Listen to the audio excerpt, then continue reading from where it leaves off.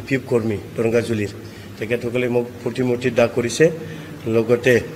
ৰাজপথত টায়াৰ জ্বলাই পেলাই তেখেতসকলে मिउजिकखौ होफानो मोनबालाय मोजां जागौमोन आंबो बिराद इन्टारेस्ट मोनबाय आरोना बे भिडिअखौ नुनानै मोजां मोसानो रोंगौथ' हाग्रामा सारा जों मोसायो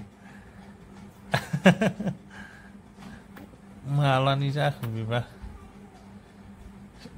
सिगांनिसो भिडिअ जानो हागौ बियो ना दाखालि देरहानानै मोसाखो मिथिला कमेन्ट बक्सआव खोन्थाहरबानो जाबाय मालानि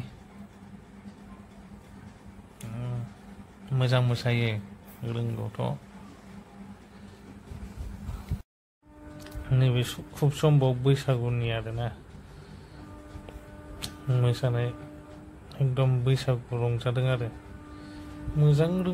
रोंगारमागौथ' सारा मोसानो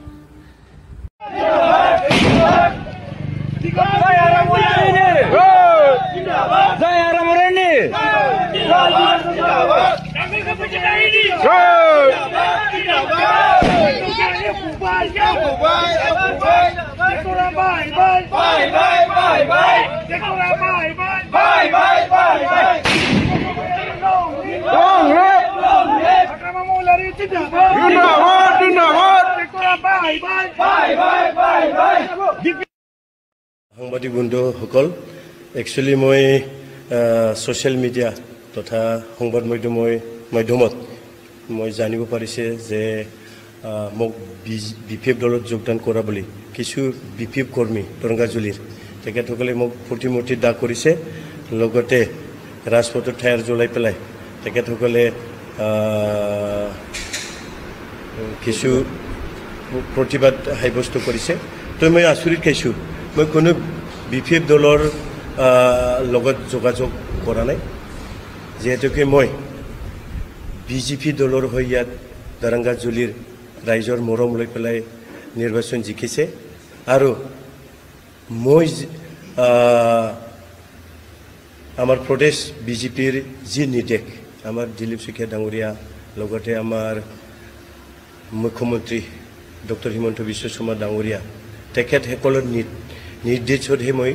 কাম কৰিম সেইটোও হ'ব পাৰে মই ডিৰেক্টলি ক'ব খোজা নাই তেখেতসকলে কি কাৰণত এইটো আজি যিটো ধৰ্ণা কাৰ্যসূচী ল'লে মোৰ প্ৰতিমূৰ্তি দাগ কৰিলে ৰাজপথত টায়াৰ জ্বলালে এইবোৰ মই আচৰিত খাইছোঁ মই কোনো বিপিএফ দলৰ লগত যোগাযোগ কৰা নাই মোৰ এটা হাইকমাণ্ড আছে আৰু সেই হাইকমাণ্ডৰ মতেহে মই ভৱিষ্যতে কাম কৰিম আৰু বিজেপি দলৰ পতাকাৰ তলৰ হৈহে মই কাম কৰি যাম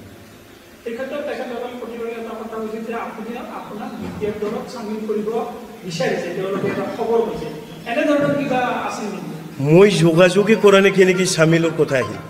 মই যোগাযোগ কৰাই নাই কোনো মই বিপিএফ দলৰ কোনো নেতাৰ লগত মই যোগাযোগ কৰা এইটো প্ৰশ্নই নুঠে আৰু প্ৰমাণ আছে যদি কওক মোক কাৰোবাৰ লগত যোগাযোগ যদি কৰিছে মই এটা প্ৰমাণ সহকাৰে কওক উইদাউট প্ৰমাণ এইটো মানে কিহৰ এইটো মানে ভিত্তিত এইবিলাক কাম কৰিছোঁ মই আচৰিত খাইছোঁ মই অনুৰোধ কৰিব বিচাৰিছোঁ দৰংগাজুলিৰ বাকী তথা তামোলপুৰ বাকী ৰাইজক যে আমাৰ নিৰ্বাচন শান্তিপূৰ্ণ হৈ গ'ল আৰু এতিয়া আমাৰ ৰাইজৰ হকে কাম কৰাৰ এটা সময় আহিল সেইটোহে হ'ব লাগে তো মই অনুৰোধ কৰিম নিৰ্বাচন যোৱাৰ পিছত আমাৰ কিছু কাম কৰিব লগা আছে এই কামবিলাক আমি কৰি থাকিব লাগে মইতো নতুন নহয় মই যিহেতুকে 4 বাৰ এই সমষ্টিটো মই প্ৰতিনিধিত্ব কৰিছোঁ মই এইবাৰহে তেনেকুৱা মানে মোৰ ওপৰত প্ৰতিবাদটো দেখিছোঁ মই এই প্ৰথম মই মোৰ জীৱনত মোৰ লাইভত মোৰ ওপৰত প্ৰতিবাদ কৰা মই এইটোৱেই প্ৰথম দেখিছোঁ সেইটো কাৰণে মই আচৰিত খাইছোঁ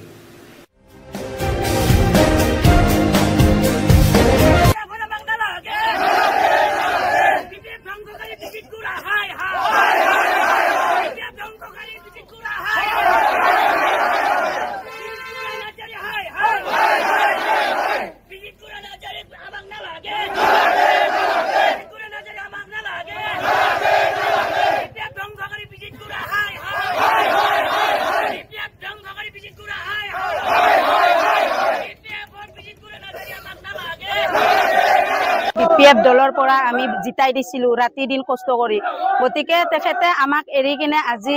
বেলেগ দলত জয়েন হয় আজি আকৌ আমাৰ দলত আহিব বিচাৰি আছে গতিকে আমি BPF হিচাপে আমি বিজিত গৌৰা নাৰ্জাৰীক আমি মানি ল'ব নোৱাৰো আৰু আমি সক্ৰিয়ভাৱে আমি BPF দলত কাম কৰি আহিছো গতিকে আমি বিজিত গৌৰা নাৰ্জাৰীক আমি BPF হিচাপে মানি ল'ব নোৱাৰো গতিকে আমি ঐক্যবদ্ধ হৈ আমি BPFত থাকিম আৰু BPFত থাকি আমি কাম কৰিম কিন্তু আমাক BPFত আমাক বিজিত গৌৰা নাৰ্জাৰীক আমাক নালাগে তো মই এইখিনিয়ে কৈ মোৰ ব্যক্তিগত বিজিত গৌৰা নাৰ্জাৰীক আমি জিকাই দিছিলো যেতিয়া BPF চৰকাৰ নাথাকিল তেওঁ আমাৰ যে কি বুলি কয় দলীয় কৰ্মকৰ্তাসকলক এৰি থৈ তেওঁ আন এটা দললৈ গুচি গ'ল বিজেপি দলৰ পুনৰ BPF দলৰ আছে তাক তেওঁ চামিল খিনি গম পাইছো আৰু গম পোৱাৰ প্ৰতিবাদত আমাক BPF দলক নালাগে আৰু কোনোপধ্যে যদি কি BPF দলৰ যদি তাক লয় ভয়ংকৰ আন্দোলন গঢ়ি তুলিব কাৰণ যিজন ব্যক্তিয়ে BPFৰ বেয়া দিনত আমাক এৰি থৈ গুচি গ'ল কোনো কাৰণ আমি BPF দৰঙাজুলি ব্লক BPF কোনো কাৰণ আমি তেওঁক মানি লোৱা নহ'ব আৰু এই কাৰণে আমি প্ৰতিবাদ হাইপোষ্ট কৰিছে আৰু এই যোগাযোগ কৰাৰ ক্ষেত্ৰত আমি শুনিব পাৰি আজি আমি প্ৰতিবাদ হাইপোষ্ট কৰিছো যাতে আমাৰ সমিতি এটোৰ এই কথাখিনি এটো হল আমাৰ কেন্দ্ৰ সমিতি আৰু তেওঁ আমাৰ অসম চৰকাৰৰ কথা আমি এইখিনি কথা ক'ব নোৱাৰো আমি যেহেতু গোপন সূত্ৰৰ কথা আমি গম পাইছো তেওঁ বিজেপিৰ হৈ নহয় আমাৰ BPF দলত যোৱাৰ কাৰণে যি